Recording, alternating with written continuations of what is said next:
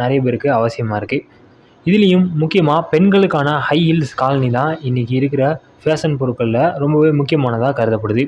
இதை உருவாக்குன ஒரு பேர் ஜிம்மி சூ அப்படிங்கிறவர்.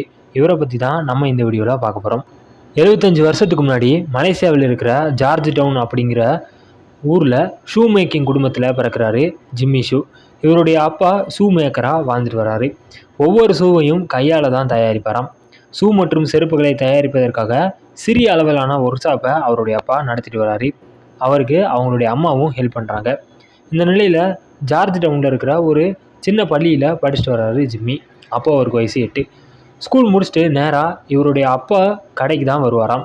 இவருடைய பொழுதுபோக்கையும் ஷூ தயாரிக்கிறது, அது எப்படி டிசைனாக உருவாக்குறது அப்படிங்கிறத பார்த்து தான் தினமும் வளருவாராம். ஜிம்மியோட அப்பா கலைநுட்பத்துடன் ஷூக்களை உருவாக்குறாரு. ஆரம்பத்தில் பெண்களுக்கான ஷூக்களையும் செருப்புகளையும் தயாரித்த இவருடைய அப்பா அதுக்கப்புறமா குழந்தைகள்